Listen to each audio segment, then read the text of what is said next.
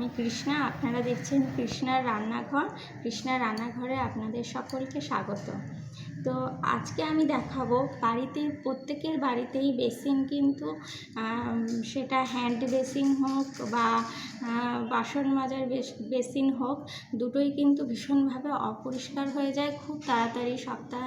সপ্তাহ কাটে না তার আগেই অপরিষ্কার হয়ে যায়। তো সেই বেসিন কিভাবে পরিষ্কার রাখা হয় এবং রাখতে হয় খুব সহজেই কিছু ঘরোয়া টিপসেই, তো বেসিন একেবারে চকচকে নতুনের মতন হয়ে যাবে।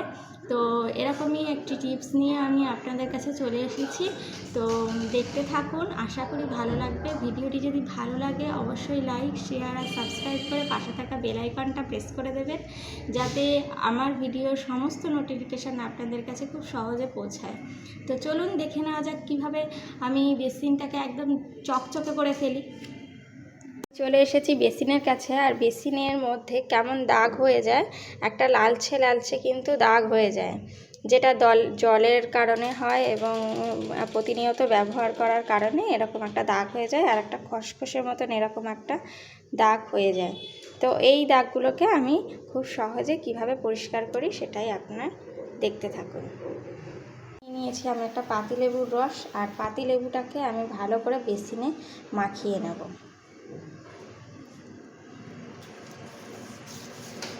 সমস্ত জায়গাটায় মাখিয়ে নেব।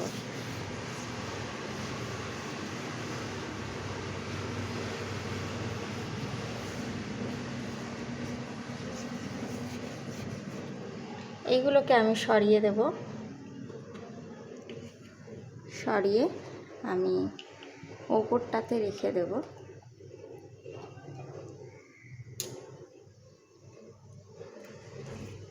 যাতে এই জায়গাটা পরিষ্কার করতে খুব সুবিধা হয়।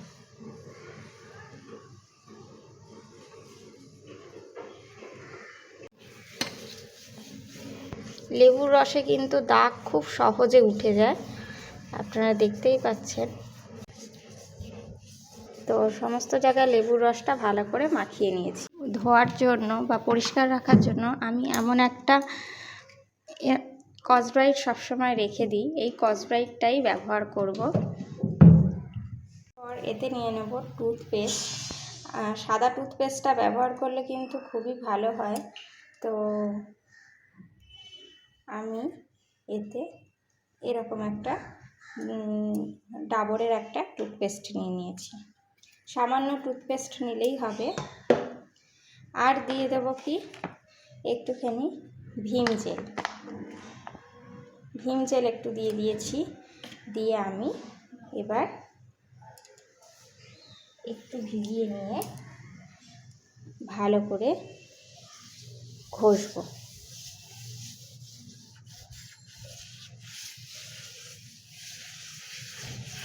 এমনকি এই স্টিলের যে জিনিসগুলো থাকে এইগুলো কিন্তু একদম ঝা চকচকে হয়ে যায়।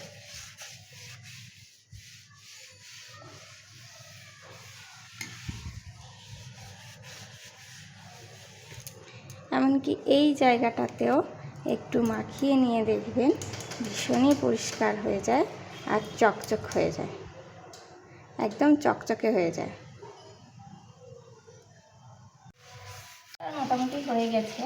এরপর আমি ভালো করে জল দিয়ে এইভাবে ধুয়ে নেব।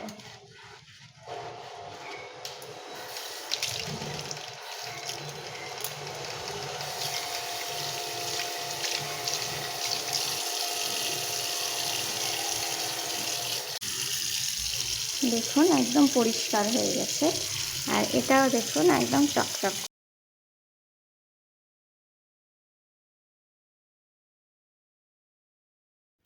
তো বেসিনটা দেখুন একদম চকচকে হয়ে গেছে, এবং জলের যে দাগগুলো আগে ছিল সেই দাগগুলোও কিন্তু নেই।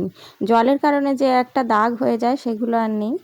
জানি না কতটা ভালোভাবে আপনাদের দেখাতে পেরেছি, তবে আপনারাও বাড়িতে কখনো